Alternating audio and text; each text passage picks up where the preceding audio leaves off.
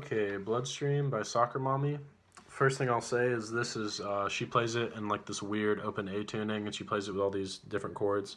I've seen a standard tuning version, which has like E major and F sharp minor. It's a lot easier to play with chords that you probably already know. It's passable. It sounds good enough. If you want to play it like that, you can totally get away with playing that version if this one's too annoying, which this one's kind of annoying. Especially to tune down for, if you're just tuning down for this song, because it's not like a common tuning that other songs will be in, really. So that version's fine. Second thing, I'll just get you guys in the tuning now. So it's open A. Your E string and A string stay the same, so E, A.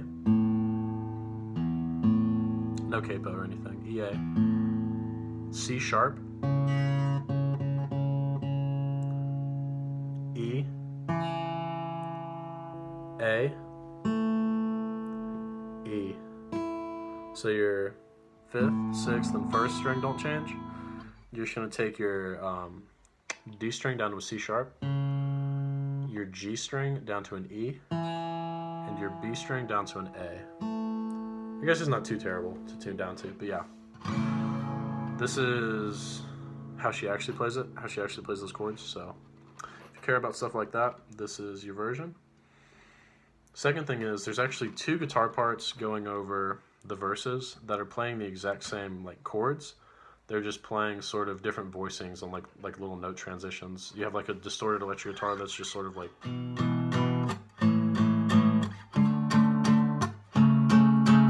then you have like the acoustic version, like the acoustic part underneath, which I recommend you play if you're playing it by yourself, which is like the.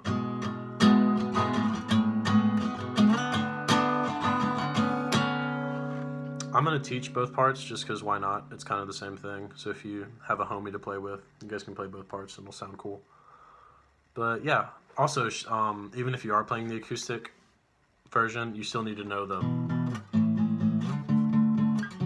Because after the chorus, she'll cycle through that one time before she goes back to the...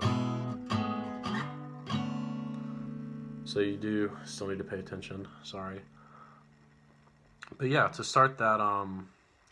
electric part, you're just barring the seventh, just all the way down, and it's just down, down, down, rest. So you shall go. You can slap it if you want. It's just down, down, down, rest, down, down, down, rest. Really easy strumming pattern. So barred across the seventh. Also, sort of goes without saying, if you're playing like power chords like this or stuff, don't like ring out the thinner strings, just kind of focus on hitting the lower strings, just for, sounds better.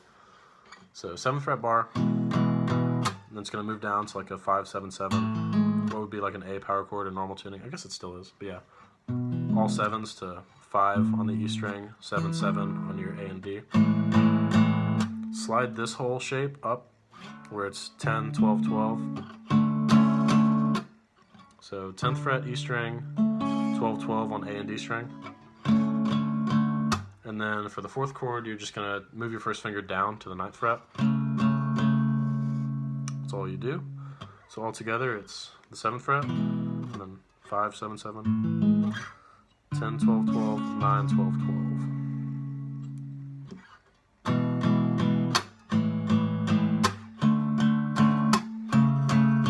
So if you've got a friend that wants to sit through the verses and play that the whole time on a loop, you have a good friend, but it sounds cool. So the acoustic part, which is what you should be playing if you're playing by yourself, is the part that goes like, excuse me. So that part starts still on the 7th fret, but instead of barring it just all the way down, you're gonna put your middle finger on the E string 7th fret and mute the A string. So, and then it's going to be 7, 7 on your D and G strings with your 3rd and pinky. So go. That should be your chord.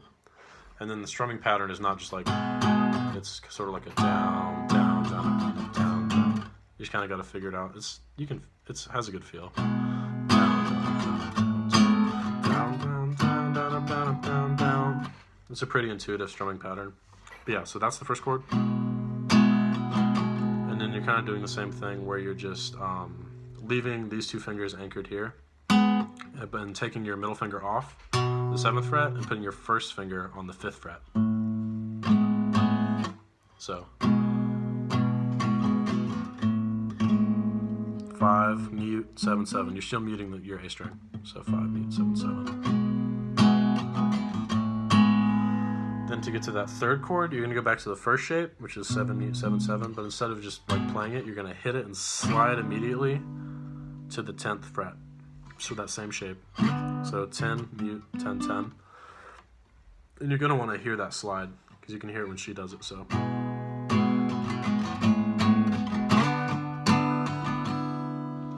And all that changes with the 4th chord is you take your pinky off the G string and put your first finger down on the G string 1 fret lower on the 9th fret.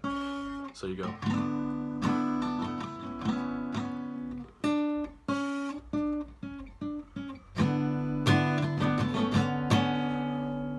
So that's sort of that whole loop. That'll go through the verse the whole time. And so yeah, that's just, it's the same thing this is doing.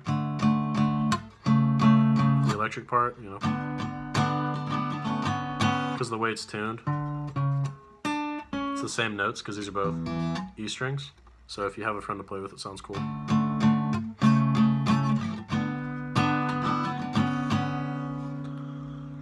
But yeah, that's the verse. One more time.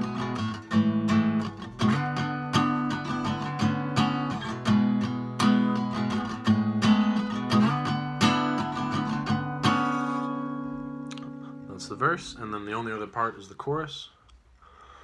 So with that, you're going to be 10 with your E string, first finger, mute your A string, and then go 12 and 12 with your 3rd and 4th finger on the D and G string. So, what did you have? Just move that down back to the 9th. Not back to the 9th, to the 9th. So 10, mute, 12, 12, then just 9, mute, 12, 12. Just all down. Then you're going to move it up a string. So stay on the 9th fret, but go to the A string. And you don't play your E string, so it helps to mute the E string with your middle finger. Just, it's there doing nothing, so you might as well. But you don't actually play anything with this. I just use it to mute the string so I can not have to aim. But yeah, so. What did you have that I didn't? The 3rd chord. And the 4th chord is this shape where it's all on the same fret, just E, mute, D, G, all on the 12th. So first finger, 12th, E string, mute, and then these two fingers don't move throughout the chorus, so they're still there. So.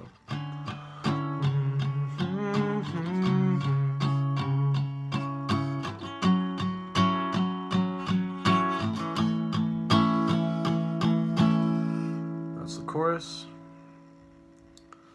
Just basically your first finger moving around, so it goes. And then your second finger here. And then the way she gets out of the chorus is a little different because she'll take this shape and just move it down and do that same, like, she'll do that same switch with where you take your pinky off and put your first finger on 1 fret lower. So the way she does that is at the end of the chorus, she'll go like, I'll just play through one cycle of the chorus and then show you like where she does that. So it'll go, catch you in my hands, and then just back to regular old verse. But the way she does that is she goes like, feel it slipping through my fingers, I can't catch it in my hands. And she'll go down, which is different. Catch it in my hand. So she'll go, yeah, it's after catch it in my hands. In my hands. Catch it in my hands.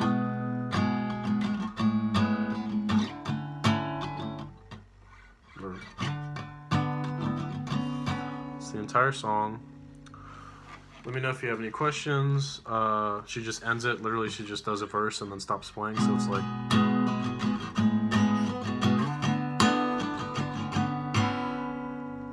just stop playing the verse. That's the outro. Yeah, that's the song. That's how she actually plays it. Let me know if there's any questions. Thank you.